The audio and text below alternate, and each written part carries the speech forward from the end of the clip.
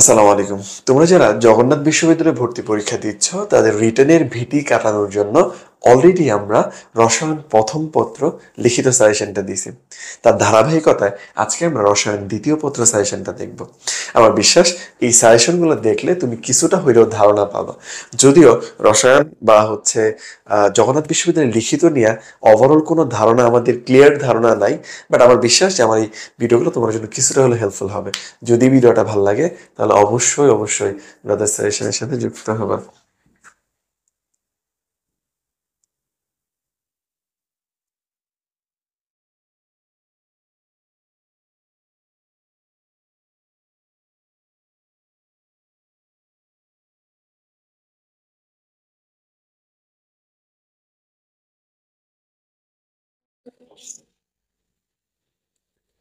আসসালামু আলাইকুম।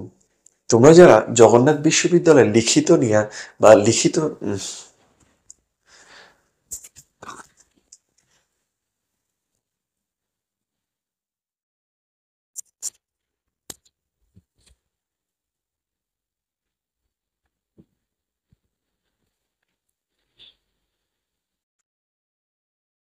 আসসালামু আলাইকুম। তোমরা যারা জগন্নাথ বিশ্ববিদ্যালয়ে লিখিত আসসালামু আলাইকুম। তোমরা যারা জগন্নাথ বিশ্ববিদ্যালয়ের লিখিত প্রস্তুতি নিয়ে একটু টেনশনে আছো তাদের জন্য অলরেডি আমরা একটা ভিডিও ছাড়ছি, সেটা হচ্ছে রসায়ন প্রথম পত্র। তার ধারাবাহিকতায় আজকে এখন আমরা দেখব রসায়ন দ্বিতীয় পত্র সাজেশনটা। আমার বিশ্বাস এই সাজেশনটা তোমার রিটেন প্রশ্ন সম্পর্কে কিছুটা হইলেও ধারণা দিবে। যদিও হয়তো বা এই সাজেশন থেকে 100% কমন নাও পড়তে পারে, বাট তুমি অ্যাটলিস্ট ফিল করতে পারবা যে কি টাইপ প্রশ্ন তোমার আসতে পারে। ঠিক আছে, আমি সবসময় বলি কোনো সাজেশন কোনোদিন চান্স পাওয়াই দিতে পারে না, বাট এই সাজেশন তোমাকে চান্স পাওয়ার ক্ষেত্রে হেল্প করবে, কারণ তোমার প্রিপারেশনই তোমাকে কি চান্স পাওয়ার দিকে নিয়ে যাবে। আচ্ছা, তাহলে চলো, যদি ভিডিওটা ভালো লাগে তাহলে অবশ্যই ভিডিওটা শেয়ার করবা। আমার বিশ্বাস তোমাদের ভিডিওটা ভালো লাগবে। তাহলে চলো শুরু করি। আচ্ছা, এক নম্বরে আসো, প্রথম চ্যাপ্টার পরিবেশ রসায়ন। আচ্ছা, ফার্স্ট যেটা আমরা দেখবো, ইউভি রশ্মি থেকে ওজন যে আছে, ওজন স্তর যেটা আছে সেটা আমাদেরকে কিভাবে রক্ষা করে, এই টাইপ একটা কোশ্চেন প্রথম পার্টটা থেকে চলে আসতে পারে বিভিন্ন স্তর থেকে। সো এই পার্টটা একটু দেখা রাখবা। আচ্ছা, এরপর আসো বয়েল, চার্লস আর গেলুসাকের যে সূত্রগুলো আছে, এই সূত্র এদের ম্যাপ আসতে পারে বা গ্রাফটা আসতে পারে। বিশেষ করে বয়েলের গ্রাফটা খুব ভালোভাবে দেখা যাবা। এরপর আদর্শ গ্যাস সূত্র প্লাস ছোট ম্যাট। ভাইয়া ছোট ম্যাট বুঝলাম না। থাকতে পারে যে 32 গ্রাম অক্সিজেন এর ক্ষেত্রে আদর্শ গ্যাসের সমীকরণটা বের করো, জাস্ট এন এর ভ্যালুটা বসাবা। বা এটা কিন্তু ভ্যান্ডারওয়ালস এর ক্ষেত্রে আসতে পারে।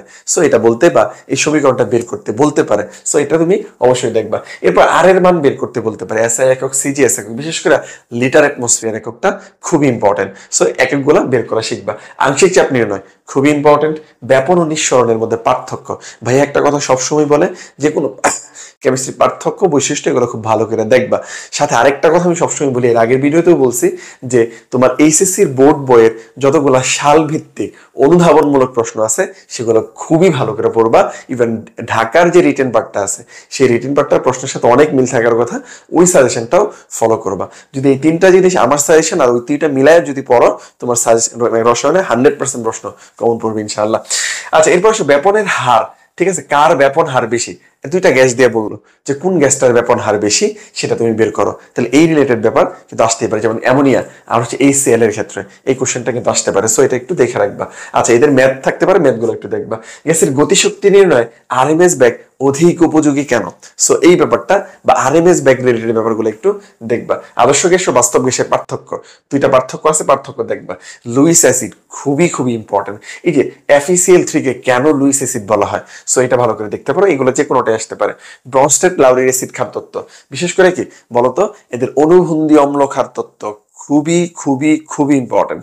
আর উভধর্মী পদার্থ, এই যেগুলো হচ্ছে উভধর্মী পদার্থ, বাইকার্বনেট বাইসালফেট আর কি পানি, এগুলো হচ্ছে উভধর্মী পদার্থ বা অ্যামফিটেরিক পদার্থ। কেন বলা হয় এরা উভধর্মী, কেন, এই ব্যাখ্যা ট্যাখ্যা এগুলো একটু খুবই সুন্দরভাবে এখান থেকে দেখবা, কারণ খুবই ইম্পর্টেন্ট। পানির ক্ষরতা, স্থায়ী অস্থায়ী ক্ষরতা দূরীকরণ পদ্ধতি, এগুলো অবশ্যই একটু দেখবা। বিওডি ডিও এত বলতে কি বোঝায়, এগুলো দেখবা। বা সিওডি এর মান বিওডি থেকে বেশি কেন হয়, এই ব্যাপারগুলো কিন্তু চলে আসতে পারে। আমার বিশেষ এগুলো তুমি যদি দেখো, এর মধ্যে কমন পড়ে যাওয়ার কথা। এসিড বৃষ্টির বিক্রিয়াগুলো একটু দেখতে পারো, এসিড বৃষ্টির বিক্রিয়াগুলো একটু দেখে রাখতে পারো। জৈব রসায়ন, জৈব রসায়নের ক্ষেত্রে পার্থক্য আছে, প্রথম তিনটাই পার্থক্য, জৈব যৌগ অজৈব যৌগের পার্থক্য লেস ইম্পর্টেন্ট, বাট এটা দেখলা। সিগমা বন্ধন পাই বন্ধনের পার্থক্য, এটা ইম্পর্টেন্ট আসতে পারে, এটা দেখলা। অ্যালোফেটিক অ্যারোমেটিক যৌগের পার্থক্য একটু ইম্পর্টেন্ট, বাট অতটা ইম্পর্টেন্ট না। SN1 SN2 বৈশিষ্ট্য পার্থক্য। এই যে প্রথম যে পার্থক্য বৈশিষ্ট্যগুলো বলছি, পার্থক্য বৈশিষ্ট্য কিন্তু খুবই ইম্পর্টেন্ট, চলে আসার সম্ভাবনা অনেক বেশি। সো ভালো করে দেখবা। এরপর সমানতা, মেটামারিজম আর টোটোমারিজম, ঠিক আছে? কোন যৌগটা মেটামারিজম দেয়, কোন যৌগটা টোটোমারিজম দেয়, খুবই খুব ইম্পর্টেন্ট, চলে আসতে পারে। আলোক সক্রিয় সমাণু, রেসিমিক মিশ্রণ, ডায়াস্টেরিওমার, এগুলো কিন্তু চলে আসতে পারে, এগুলো খুবই খুবই ইম্পর্টেন্ট। সিস্টার্স সমাণুর বৈশিষ্ট্য বা একটা যৌগ দিয়ে বললো যে এটা কি জ্যামিতিক সমানতা প্রদর্শন করে কিনা, সো এই টাইপ কোশ্চেন গুলা তুমি দেখবা। অ্যারোমেটিসিটি বা হাকেল নিয়ম যেটাতে আছে, বললো যে বেনজিন একটা অ্যারোমেটিক যৌগ, এটা ব্যাখ্যা করো, বা অ্যারোমেটিসিটিটাই ব্যাখ্যা করো, হাকেল নিয়মটাই ব্যাখ্যা করো। সো ওভারঅল এটা তুমি দেখবা। অর্থ ও মেটা বা অর্থ প্যারা নির্দেশক ও মেটা নির্দেশক রিলেটেড বিক্রিয়াগুলো একটু দেখবো। অ্যালডোল গনিভন বিক্রিয়া, কেনিজারো বিক্রিয়া, এদের শর্ত, বিশেষ করে কেনিজারো বিক্রিয়াটাও চলে আসতে পারে। অ্যালডোল বিক্রিয়াটা আসতে পারে যদি মার্ক বেশি থাকে, কিন্তু কেনিজারো বিক্রিয়াটা কম মার্কেও আসতে পারে। আচ্ছা, এরপর আসে কোনটা বেশি অম্লধর্মী, যেমন অ্যালকাইন 1 অম্লধর্মী, ঠিক আছে? কোনটা বেশি ক্ষারধর্মী, ঠিক আছে? ধরো এমিনের যে ক্ষারধর্মীটা আছে, ঠিক আছে? অ্যামিনের ক্ষারধর্মীটা কিন্তু চলে আসতে পারে, খুবই খুবই খুবই ইম্পর্টেন্ট এটা। অ্যাসিটিক অ্যাসিড অপেক্ষা ক্লোরি অ্যাসিড, অ্যাসিডের যে তীব্রতাটা, এটা আমি আগের চ্যাপ্টারেও বলছিলাম, এখানেও আগের মানে ফার্স্ট পার্টেও বলছিলাম। সো এখান থেকেও দেখবা। অবরোহ পদ্ধতি বা আরোহ পদ্ধতি, ঠিক আছে? খুব সুন্দরভাবে দেখবা। উডস বিক্রিয়ায় শুষ্ক ইথার ব্যবহার করা হয় কেন, এটাও দেখবা। অবরোহ পদ্ধতি আর আরোহ পদ্ধতি বুঝছি তো, একটা ডিকার্বক্সিলেশন বিক্রিয়া আর একটা হচ্ছে কি উডস বিক্রিয়া। সো এই দুইটা বিক্রিয়া মাস্ট দেখবা। বেনজিনের ডিকার্বক্সিলেশন বিক্রিয়া বা অ্যালকেনের ডিকার্বক্সিলেশন বিক্রিয়া, আর হচ্ছে উডস ফিটিক বিক্রিয়া আর উডস বিক্রিয়া। সো এই চারটা যেটা বললাম খুবই ভালো করে দেখবা। আচ্ছা, ক্লোরোফর্মের বিশুদ্ধতা, ক্লোরোফর্মের বিশুদ্ধতা একটু দেখতে পারো, এটা চলে আসতে পারে। আচ্ছা, এরপর বিভিন্ন নামধারী বিক্রিয়া, যতগুলা নামধারী বিক্রিয়া আছে সবগুলো আসার সম্ভাবনা আছে, ঠিক আছে? গ্রিগনার বেকারকের বিক্রিয়া, ক্লিমেনসন বিজারণ বিক্রিয়া, এই যে ডিকার্বক্সিলেশন বললাম, উডস বিক্রিয়া, উডস ফিটিক বিক্রিয়া, ঠিক আছে? তারপর হচ্ছে কি আরো যতগুলো আছে সবগুলা একটু দেখা যাবে। হ্যাঁ, কূপ বিক্রিয়া, সবগুলো দেখা যাবে। শনাক্তকারী বিক্রিয়া, ঠিক আছে? যেমন হচ্ছে কি অ্যালকাইন 1 এর শনাক্তকারী বিক্রিয়াগুলো আছে। অ্যালকোহলের শুধুমাত্র আসলে পিসিএল ফাইভেরটা আসতে পারে, আর হচ্ছে আরেকটা কোনটা আসতে পারে যে হচ্ছে সোডিয়াম ধাতুর যে বিক্রিয়াটা, এটা আসতে পারে। ইথারের কোনো শনাক্তকরণ আসার সম্ভাবনা নাই, ওই PCl5টাই আসতে পারে, ঠিক আছে? অ্যামিনের কার্বিল অ্যামিন শনাক্তকরণ বিক্রিয়া খুবই ইম্পর্টেন্ট, খুবই ইম্পর্টেন্ট। আচ্ছা, হফম্যান ক্ষুদ্রাংশকরণ বিক্রিয়া, নামধারী বিক্রিয়া, এটা তুমি দেখবা।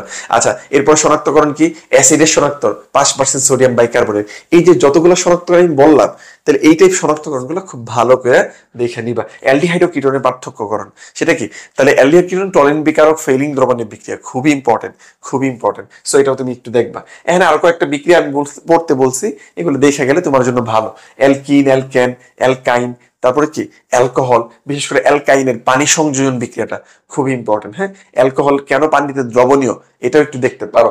জৈব অ্যাসিডের জাতক গুলার বিক্রিয়া বা জৈব অ্যাসিডের বিক্রিয়াগুলা, অ্যামিন দেখলা, হফম্যান ক্ষুদ্রাংশকরণ বা নামধারী যে বড় বড় বিক্রিয়া, মেন বিক্রিয়া, ডেটল টিএনটি আর নাইট্রোবেনজিন সম্পর্কিত বিক্রিয়াগুলো হালকা করে দেখে যাবা। শর্ট সিলেবাস বহির্ভূত তো আসার সম্ভাবনা নাই, বাট একটু হইলেও দেখা যেতে পারো।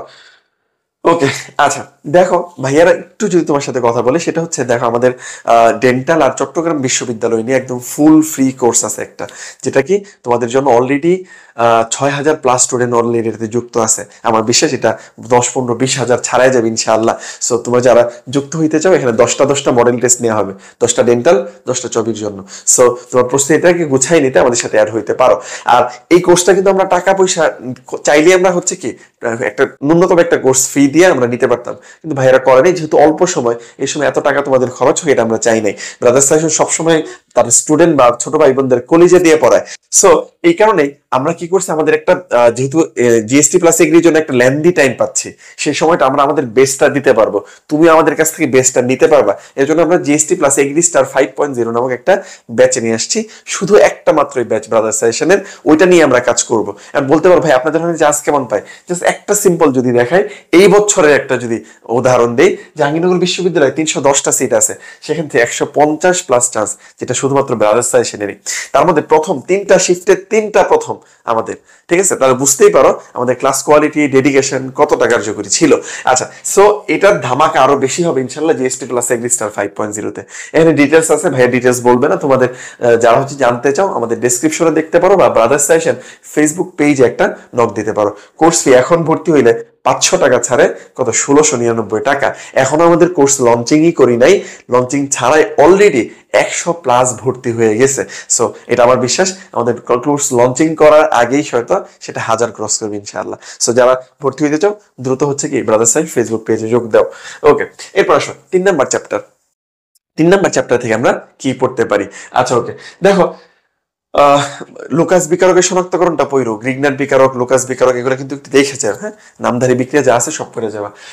মোলার দ্রবণ হলো একটা প্রমাণ দ্রবণ আসতে পারে, ঠিক আছে, এটা প্রমাণ করো। বা তাপমাত্রার উপর কোনটা নির্ভরশীল? মোলার দ্রবণ নির্ভরশীল। সো এই ব্যাপারগুলো খুব ভালো করে দেখবা। মোট সংখ্যা related math, molarity related math, শতকরা পিপিএম রিলেটেড ম্যাথ। হ্যাঁ, সো এগুলো কিন্তু একটু ভালো করে দেখবা। পিপিএম, ঠিক আছে, তারপর হচ্ছে শতকরা, শতকরা, হ্যাঁ, এগুলো যে কোনোটাই চলে আসতে পারে। হ্যাঁ, সো এই রিলেটেড ম্যাথ গুলো আসার সম্ভাবনা অনেক বেশি। জারণ সংখ্যা নির্ণয় খুবই ইম্পর্টেন্ট। জারণ সংখ্যা নির্ণয়, বিশেষ করে এবার জটিল যৌগের জারণ সংখ্যাটা একটু দেখে যাও, ওখান থেকে কোশ্চেন আসতে পারে। আচ্ছা ওকে, লিমিটিং বিক্রিয়ক রিলেটেড ম্যাথ, যদি এটা লেস ইম্পর্টেন্ট বাট একটু দেখে যাবা। বিশেষ রিডক্স বিক্রিয়া মানে ব্যতিক্রম ধর্মী যে জারণ বিজারণ বিক্রিয়াগুলো আছে সেগুলো একটু দেখে যেতে পারো। নির্দেশকের বৈশিষ্ট্যগুলো একটু জাস্ট দেখে যাবা। আয়োডোমিতির পার্থক্য লেস ইম্পর্টেন্ট বাট আসতে পারে। এরপর আসো প্রাইমারি স্ট্যান্ডার্ড, সেকেন্ডারি স্ট্যান্ডার্ড পদার্থ, খুবই বইম্পর্টেন্ট, এদের বৈশিষ্ট্যগুলো দেখবা। বা বলতে পারে এই K-4 বা K2 CR2O7 এগুলো একটা জারক পদার্থ, বা এই একটা যৌগ দিয়ে বলে যেমন H2O2, ঠিক আছে, পারক্সাইড একটা উভধর্মী পদার্থ, এটা জারক বিজারক উভয় হিসেবে কাজ করে। তো এই টাইপ কোশ্চেন কিন্তু আসতে পারে। সো এই ব্যাপারগুলো একটু খুব সুন্দরভাবে দেখে যাবা। এরপর আসলে লাস্ট চ্যাপ্টার যেটা, আচ্ছা ওকে, লাস্ট চ্যাপ্টার কি? চতুর্থ চ্যাপ্টার। এখান থেকে আমরা কি পড়তে পারি? প্রথমত কথা দেখো, তড়িৎ রাসায়নিক তুল্যাঙ্ক যেটা আছে, তড়িৎ রাসায়নিক তুল্যাঙ্ক, যেমন সিলভার আছে, কপার আছে, এই তুল্যাঙ্ক গুলা কিভাবে আসছে, এগুলা কিন্তু বলতে কি বোঝাও এটা কিন্তু চাইতে পারে। সো এগুলো একটু সুন্দরভাবে দেখে রাখবে। বিভিন্ন পরিবাহিতা, এদের সূত্র, এদের একক গুলা চলে আসতে পারে, কিভাবে একক গুলা বের করছে, কিভাবে সূত্র গুলো আসছে, সো এগুলো একটু দেখে রাখবা। লবণ সেতু খুবই ইম্পর্টেন্ট, খুবই ইম্পর্টেন্ট। লবণ সেতু ব্যবহার, বৈশিষ্ট্য, A to Z, লবণ সেতু সম্পর্কে A to Z খুবই সুন্দরভাবে পড়ে ফেলবা। এরপর আসো ফ্যারাডের সূত্র বিষয়ক ম্যাথ গুলো কিন্তু আসতে পারে। সো ফ্যারাডের সূত্র বিষয়ক ম্যাথ গুলো দেখবা। ইএমএফ এর মান নির্ণয়, কোষটা স্বতঃস্ফূর্ত কিনা, বিক্রিয়াটা স্বতঃস্ফূর্ত কিনা, পাত্রে বা পাত্রীতে রাখা যাবে কিনা, সো এগুলো একটু ভালো করে দেখবা। ধাতব তড়িৎ বিশ্লেষণ পরিবাহী পার্থক্য পড়তে হবে, পার্থক্য ভালো করে পড়বা। প্রাইমারি সেকেন্ডারি তড়িৎ দ্বারগুলা ভালো করে পড়বা। তড়িৎ বিশ্লেষণে একটা রিডক্স প্রক্রিয়া, ঠিক আছে, বা জারণ বিজারণ প্রক্রিয়া, এটা আসতে পারে। সো এটা একটু দেখবা। ধাতুর ক্ষয় বা অ্যানোডিক জারণ, এটাও একটু দেখা যাবা, ঠিক আছে। যদিও শর্ট সিলেবাস বহির্ভূত থেকে যদি এই চ্যাপ্টারে কিছু আসে, তাহলে সেটা হচ্ছে গ্যালভানিক কোষ আর হচ্ছে তড়িৎ বিশ্লেষক কোষ। এই যে কোষের পার্থক্য তোমার বইয়ে দেয়া আছে, জাস্ট পার্থক্যটা পড়তে পারো। সো এই পার্থক্য পড়লেই হয়ে যাবে। এই ছিল দ্বিতীয় পত্রের সাজেশন। আশা করি তোমাদের জন্য হেল্পফুল হবে। যদি ভালো লাগে ভিডিওতে শেয়ার করবা। আরেকটা জিনিস, সেটা হচ্ছে যারা আমাদের কোর্সটাতে এনরোল করতে চাও, জিএসটি এবং এগ্রিতে ধামাকা করতে চাও, তারা আমাদের সাথে যুক্ত হইতে পারো। সো যুক্ত হইতে ব্রাদার সেশন ফেসবুক পেজে নক করো। ইনশাআল্লাহ দেখা হবে বিজয়।